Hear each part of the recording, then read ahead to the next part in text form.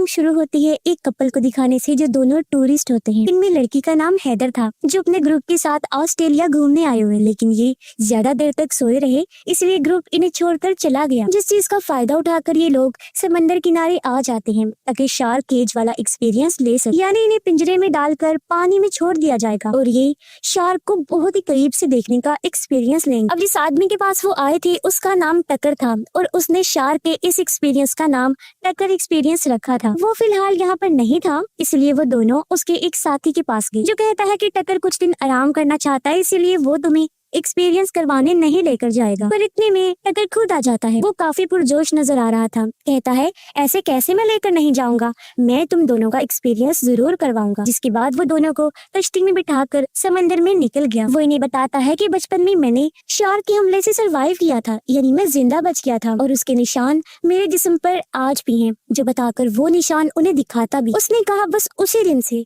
Shark से मेरा अजीब सा लगाव बन गया। ये सुनकर हैदर कहती है ये जॉब तुम्हारे लिए कितनी मुश्किल होगी मैं समझ सकती हूँ, काफी डरावना एक्सपीरियंस रहा होगा तुम्हारा। शार्क के हमले से बचे थे और अब उनके बीच में ही काम करना पड़ रहा है। तुम्हारी जगह अगर कोई और इंसान होता ना तो समंदर को कभी देखता तक नहीं। इस पर टकर ने कहा नहीं नहीं, वो इसमें शार्क की कोई गलती नहीं है।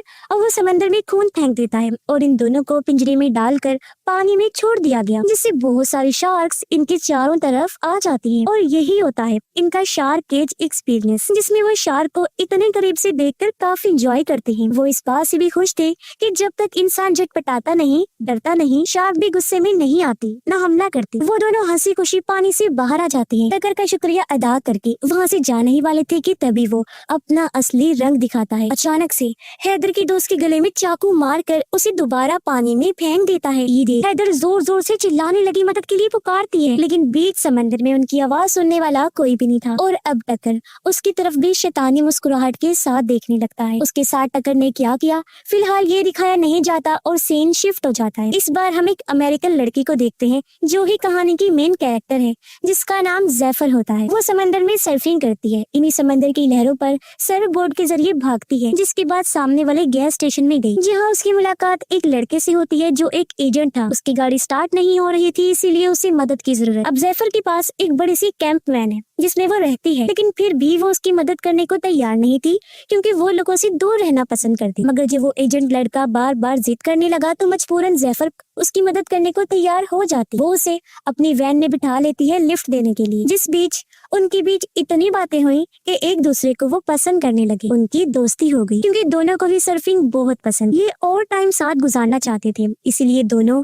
लड़के के घर के बाहर वैन में ही रहे और अच्छा टाइम साथ गुजारते हैं। जिस बीच जैफर का दोस्त इनकी बाहर फेंक देता है जो सर्फ बोर्ड में फिन लगाने के काम आती। अब जैफर का दोस्त इस रिश्ते को लेकर बिल्कुल सीरियस हो गया था इसलिए वो जैफर से कहता है कि हमें एक साथ रहना चाहिए क्योंकि मुझे लगता है हम किसी वजह से मिले हैं। लेकिन जैफर की आदत अलग थी, वो हमेशा एक जगह पर रुकना नहीं चाहती। वो तो उसके दोस्त के घर के अंदर तक नहीं गई। लड़का अकेला ही खाना बनाने के लिए घर के अंदर जाता है और जब तक वो वापस आया जैफर वैन लेकर जा चुकी थी, जिससे उस बेचारे का दिल टूट गया जबकि वो अभी भी उसे याद कर रहा था। जैफर सीधा बीच पर जाती है सर्फिंग करने के लिए। अब उसे सर्फ बोर्ड में फिन लगानी थी लेकिन फिन की तो उसके दोस्त ने फेंक दी थी, इसीलिए वो पास खड़े ट्रक में से फिन ढूंढने लगती है जो ट्रक था टकर का, जो अब खुद भी पीछे से आ जाता है। अब फिन की तो उसने दी लेकिन बातों बातों में वो उससे जरूरी बातें भी उगलवाता है जैसे वो अकेली है या किसी के साथ है, क्योंकि इसके बाद ही वो अपनी अगली चाल चलेगा। जैसे उसने हैदर और उसके दोस्त से उगलवाया था कि उनका ग्रुप उन्हें छोड़कर चला गया, लेकिन जैफर उसकी बातों का ठीक से जवाब नहीं देती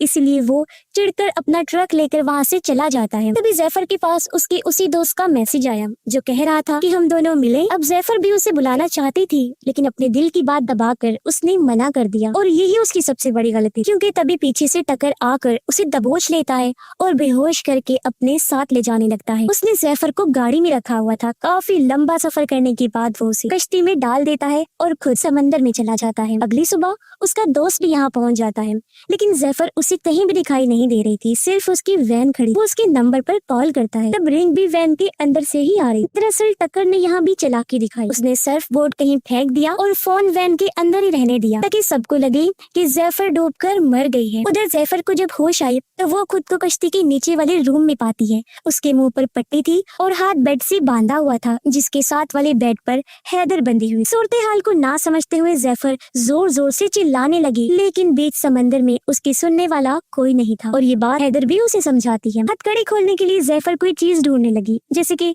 हेयर पिन या नोकीली चीज, लेकिन ऐसा कोई भी सामान उनके पास नहीं था। तभी जैफर की नजर सामने दीवार पर पड़ी, जहाँ एक लड़की का नाम लिखा हुआ था। उसे देख एक पल के लिए वो सुन पड़ गई, क्योंकि जैफर को समझ लग गई थी कि उनसे पहले भी यहाँ किसी लड़की को बांधा गया था, जिसने उम्मीद हार कर अपना नाम दीवार पर लिख दिया।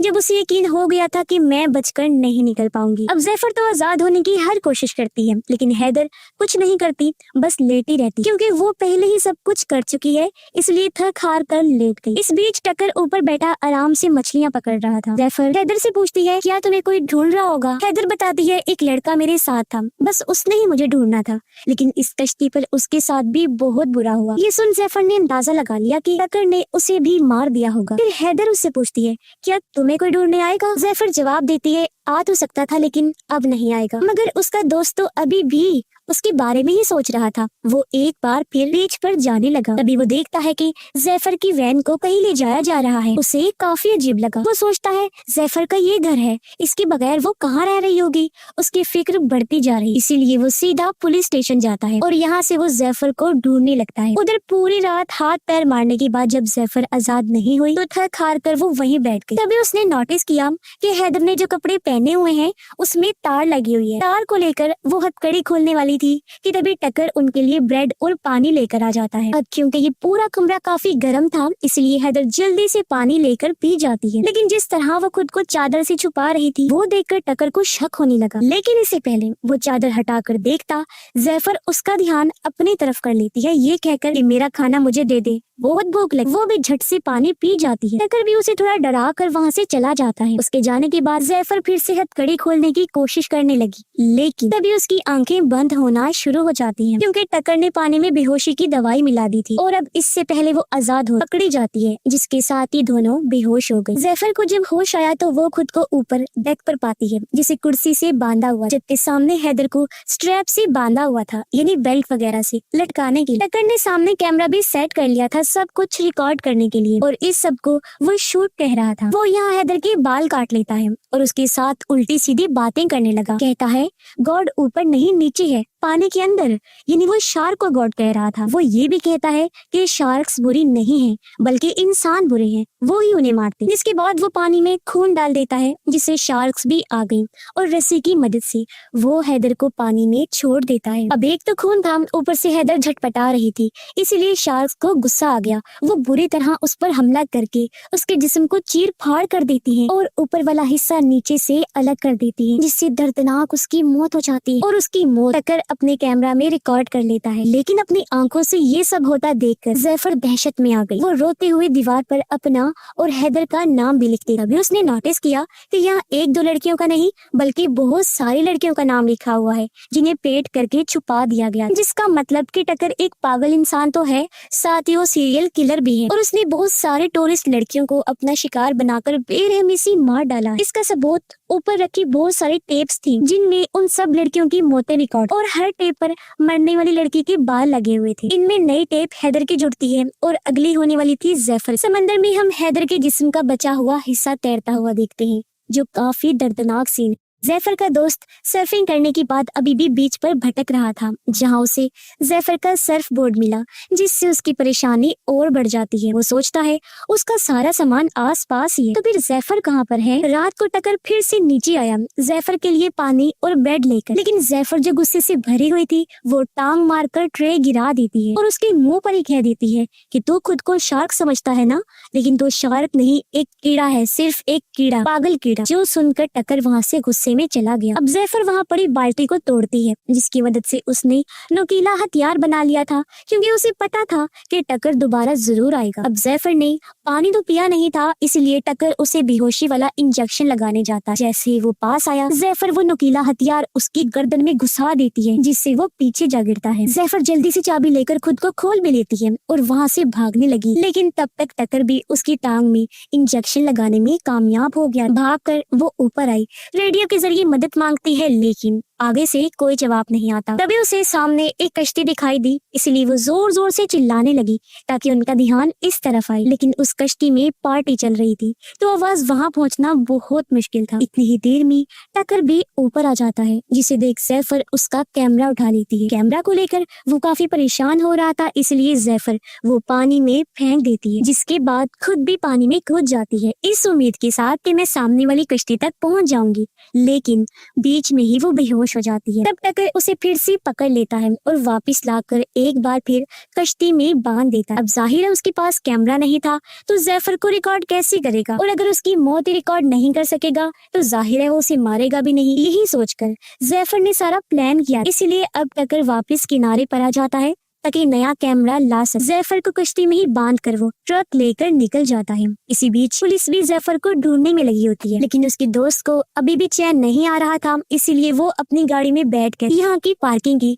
सीसीटीवी फुटेज देखने लगता है, जिसमें वो जैफर के ट्रक के पास टकर के ट्रक को देखता है। उस पर टकर एक्सपीरियंस का लोगो देखकर वो थोड़ा सर्च करता है और उस जगह का सही एड्रेस निकाल कर आखिर उस कश्ती तक पहुंच जाता है। जैसे अंदर आया, उसे नीचे से जैफर के चिल्लाने की आवाज आई, इसीलिए वो जल्दी से दरवाजा तोड़कर अंदर आया और फाइनली जैफर के पास पहुंच जाता है। वो उसे देखकर खुश भी थी, साथ ही हैरान भी कि आखिर ये कैसे बिना किसी क्लू के मुझ तक पहुंच गया। हालांकि ये चीज नामुमकिन, वो भी तब जब मैं उसे छोड़कर आ गई थी और उसे मेरे बारे में कुछ पता भी नहीं था। लेकिन ये बात तो सच हो गई थी जो उसकी दोस्त ने कही थी कि हम किसी खास मकसद से मिले हैं। जैफर उसे कहती है कि जल्दी से ऊपर जाकर कुछ लेकर आओ जिससे मैं आजाद हो सकूं, और जल्दी से पुलिस को कॉल कर दो। अब कॉल करते हुए उसका दोस्त ऊपर जाने लगा, लेकिन बदकिस्मती से ऊपर टकर आ गया जो उसे पकड़ लेता है। पुलिस को फोन लग भी चुका था, लेकिन इससे पहले वो कुछ बोल पाता टकर उसका फोन तोड़ देता है, फिर वो मार कर उसे जख्मी कर देता है। लेकिन किसी तरह जैफर का दोस्त भी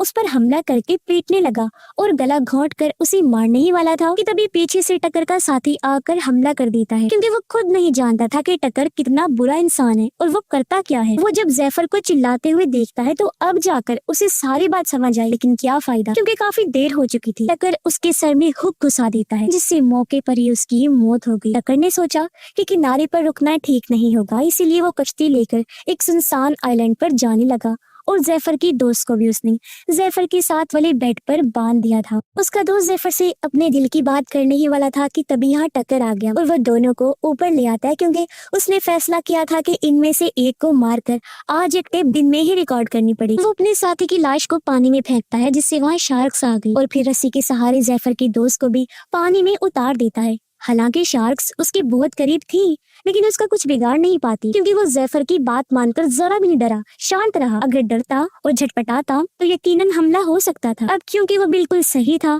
इसलिए टकर उसे बाहर निकालकर वापस कश्ती में ले आता है दूसरा तरीका आजमाने के लिए। इस बार उसने जैफर के दोस्त के जिस्म पर बहुत सारे कट्स लगाए और फिर उसे पानी में छोड़ा, यानी कि अब उसके बचने के चांसेस बहुत ही कम। लेकिन तभी टकर की नजर वहाँ आ रहे हेलीकॉप्टर पर पड़ जाती है जो जैफर को ढूंढ रहा था, इसलिए वो उन दोनों को फिर से नीचे ले जाकर बांध देता है। अब शार्क से तो उसकी दोस्त की जान बच गई थी, लेकिन उसकी हालत बहुत खराब थी, खून बहने से उसकी मौत हो सकती थी। उसकी हालत देखकर जैफर अपना हाथ हथकड़ी से निकालने की बहुत कोशिश करती है, लेकिन कोई फायदा नहीं होता। अब उसे कुछ और नहीं सोचा, वो अपना अंगूठा तोड़ लेती है ताकि हाथ बाहर निकाल सके, लेकिन इसके बावजूद भी हाथ बाहर नहीं आता। फिर उसने और भी खतरनाक चीज की, अपने दांतों से बाकी अंगूठे का हिस्सा अलग किया। हालांकि उसे बहुत तकलीफ हुई, लेकिन अब जाकर वो आजाद हुई। तभी यहाँ टक्कर भी आ गया उसे बेहोश करने के लिए, लेकिन वो उसे ही चकमा देकर रूम से बाहर चली गई, उसे अंदर ही लॉक कर देती है। लेकिन टक्कर वो चालाक था, उसे बाहर निकलने का दूसरा रास्ता पता था। ऊपर आकर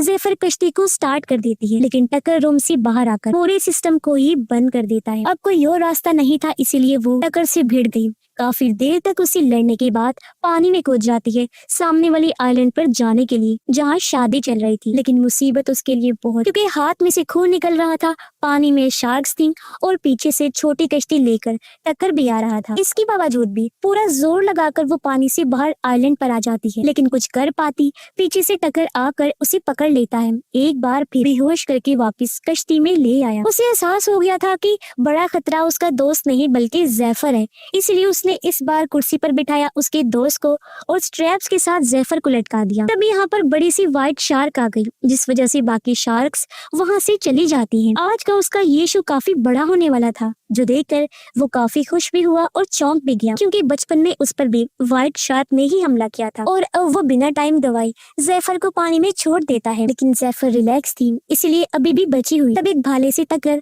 शार्क को मारकर उकसाने लगा। तब भाला गलती से जैफर के पास चला गया और वो आजाद होकर पानी में चली जाती है, जहाँ वो व्हाइट शार्क को काफी करीब से देखती है। अब शार्क उसके करीब आती जरूर है, लेकिन बिना कोई नुकसान पहुंचाए वहाँ से चली जाती है। हालांकि उसके हाथ से खून निकल रहा था, फिर भी जैफर देखती है कि शार्क के ऊपर भी एक कट का निशान है, जिसका मतलब था कि वो भी शार्क का सर्वाइवर है। वो किसी जानवर का नहीं बल्कि इंसान की सर्वाइवर है। इसीलिए इस फिल्म में इंसानों को कहा गया है कि वो डेंजरस एनिमल्स हैं, यानी कि खतरनाक जानवर जो बेरहमी से जानवरों को मार देते हैं। ये भी नहीं देखते कि वो इंसानों को कोई नुकसान नहीं पहुंचा रहा। फिर अब ये देखकर जैफर को एक बार फिर हिम्मत मिली और वो दोबारा कश्ती के ऊपर चढ़ जाती है। वो भाले से टक्कर पर हमला कर देती है, जिससे वो पानी में गिर गया और अब शार्क उसे मुंह में दबाकर वहाँ से ले जाती है। बेरहमी से उसे खाने लगी। उसकी भयानक मौत हो जाती है और इस बार सबसे अच्छी टेप खुद टक्कर की ही बनती है, एकदम परफेक्ट शूट। लेकिन इसी बीच जैफर भी पानी में गिर जाती है, जो देखकर उसका दोस्त काफी परेशान हो गया, क्योंकि उसे लग रहा था कि वो भी मर जाएगी और मैं भी। वो काफी दुखी था,